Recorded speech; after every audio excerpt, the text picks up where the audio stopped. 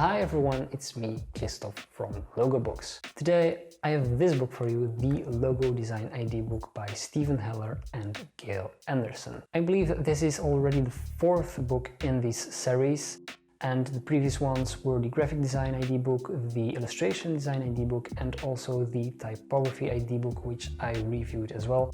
I'll place a link right here on top. But let's first take a look at this one, the Logo Design ID book. Let's start with the cover. And as you can see, this book has the same layout than the other books in this series. So here the cover, the Logo Design ID book, starts with the title. Beneath that we get the 50 logos that are being featured and described in the book. Here we get the word logo placed on a grid, and I don't know if it will be clearer for the camera, but the word logo is also debossed. Beneath that we get, of course, the authors Stephen Heller and Gail Anderson. Looking at the spine, just like any regular book, information is repeated. And at the back of the book, the small introduction, let's say, and beneath that, just the informative part. Starting with the first pages, we get, of course, a repetition of the title, classical information, and here we can find the contents.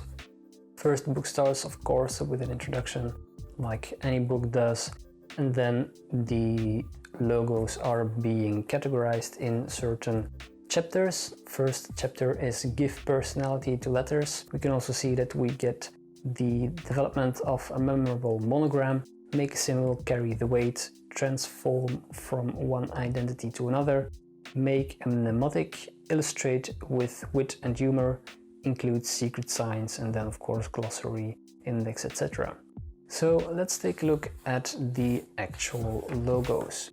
First logo that we can see is the AEG logo made by Peter Behrens in 1907. What's so special about this logo, and not only the logo, is actually that Peter Behrens was probably the first designer who created an entire visual identity for the AEG brand. Peter Behrens was one of the first designers who understood the power of visual identity, and from that the iconic AEG logo was created. Going through the book, you can see that there are several types of logos featured in this book.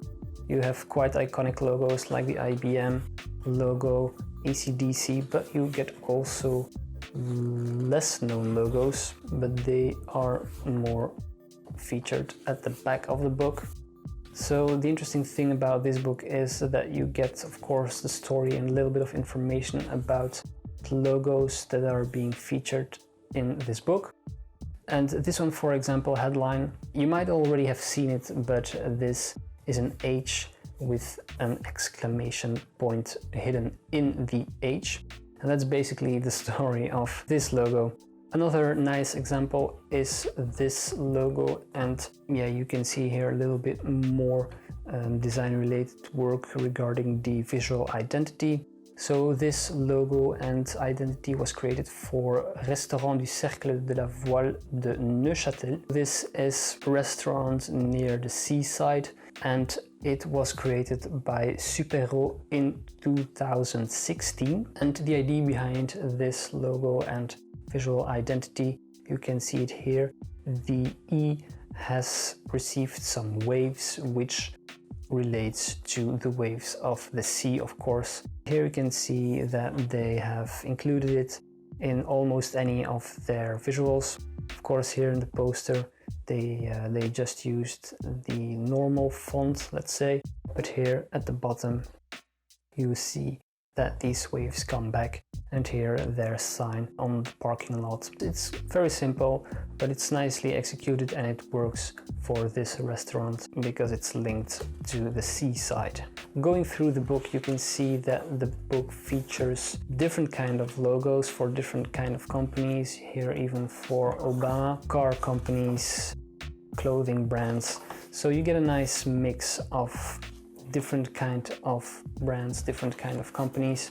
Also here, logo for Qatar. Of course, always covered with a little bit explanation about the logo or a small story about the client. So the information is not always the same, so you will not get always an insight on why a certain logo was created, which idea was behind it, but sometimes it will just be a small excerpt of a conversation that the design agency or the designer had with their clients. If you'd like to know all the stories behind these logos, well then there's of course only one thing you can do, and that is go and grab this book from the website of Lawrence King Publishers. I'll place a link here down below so you can easily click on it, or just visit lawrenceking.com. I would also like to thank Lawrence King Publishers for making it possible for me to review this book, and also of course other books that I review for them.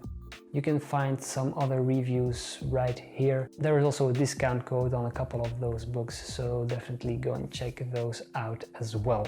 But that was it for this review.